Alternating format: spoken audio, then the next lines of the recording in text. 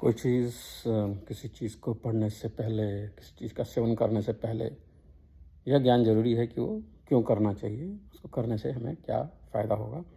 और उसी हेतु बहुत सारे लोग कहते हैं कि गीता पढ़ना चाहिए। तो गीता क्यों पढ़ना चाहिए, गीता का क्या लक्ष्य है और गीता किसके लिए है, गीता किसके लिए, कौन पढ़े और क्यों पढ़े। तो पहली बात तो यह है कि यह किसी वाद को लेकर नहीं चली है।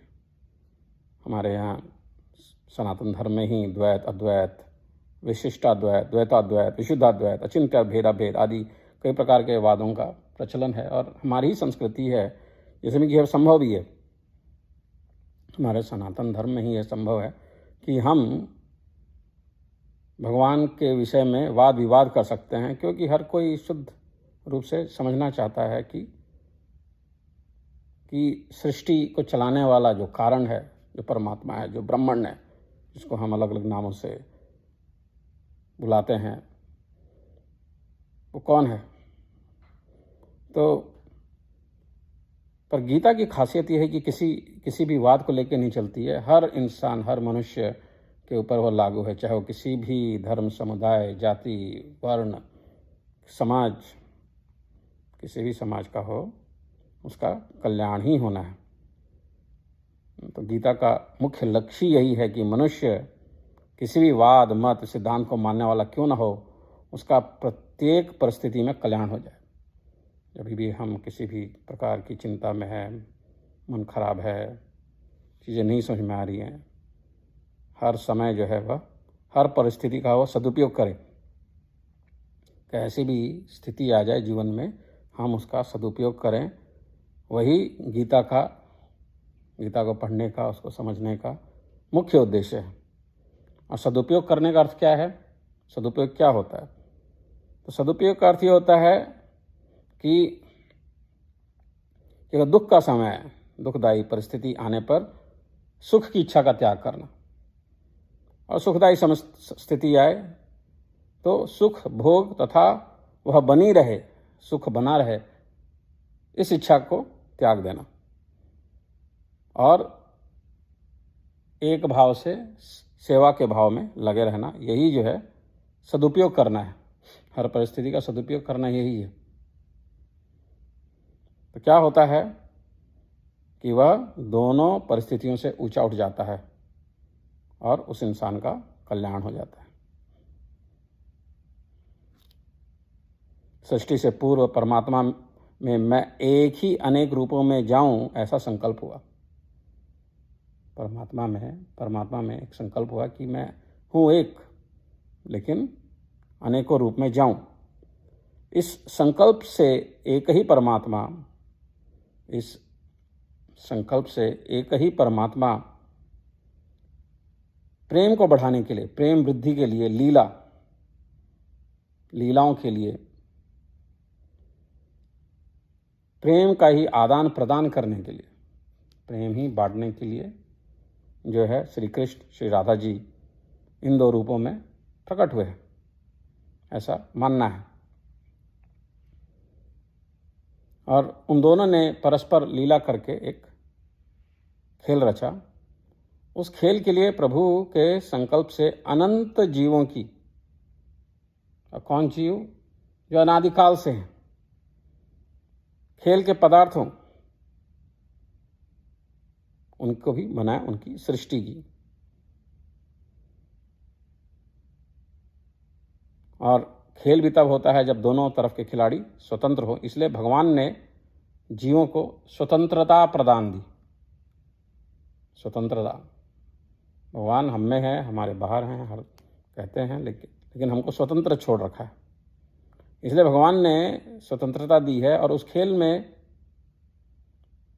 श्री जी का तो केवल भगवान की तरफ ही आकर्षण रहा, खेल में उनसे भूल नहीं हुई। श्री जी या राधा जी उनसे भूल नहीं हुई। अतः श्री जी और भगवान में प्रेम वृद्धि की लीला हुई। परंतु जो दूसरे जो चेतन जीव हैं, जीवित जीव हैं, हम प्राणी हैं, हम लोग हैं,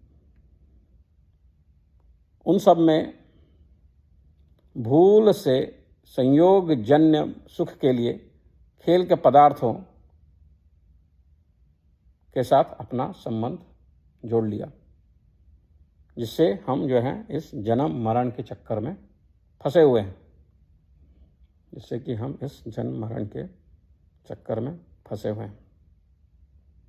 खेल के पदार्थ से खेल के लिए हैं, किसी के व्यक्तिगत के लिए नहीं है, व्यक्तिगत सुख के लिए नहीं है। लेकिन क्या हुआ कि जो जीव हैं खेलना ही भूल गए और जो स्वतंत्रता मिली उसको दुरुपयोग करने लगे, दुरुपयोग करने लगे।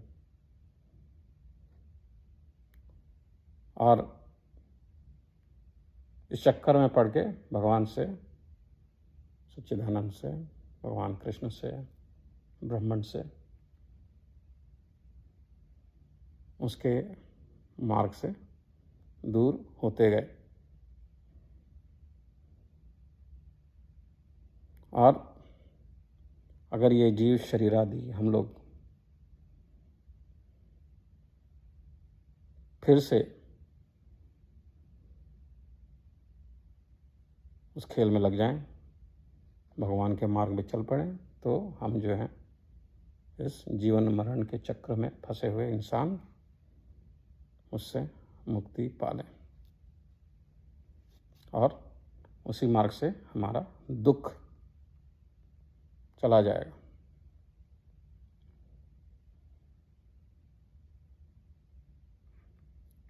और जीव ऐसा कर पाएं,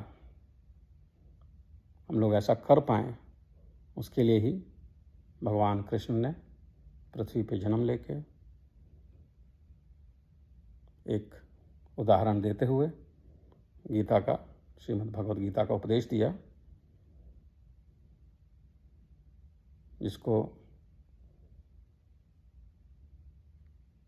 चाहे कोई भी अवस्था हो, कोई भी इंसान हो, किसी भी अवस्था में अपने को भक्ति भाव से अगर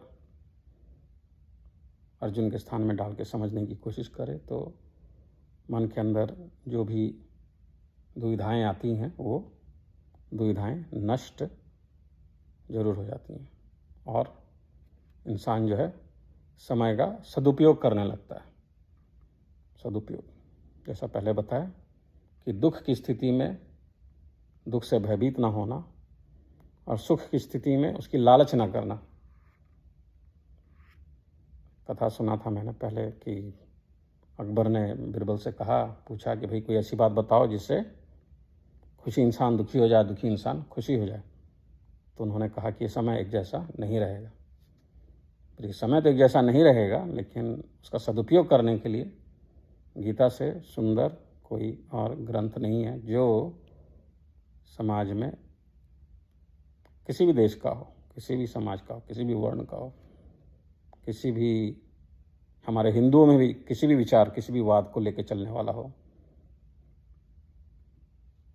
सबको इसका लाभ होने वाला है।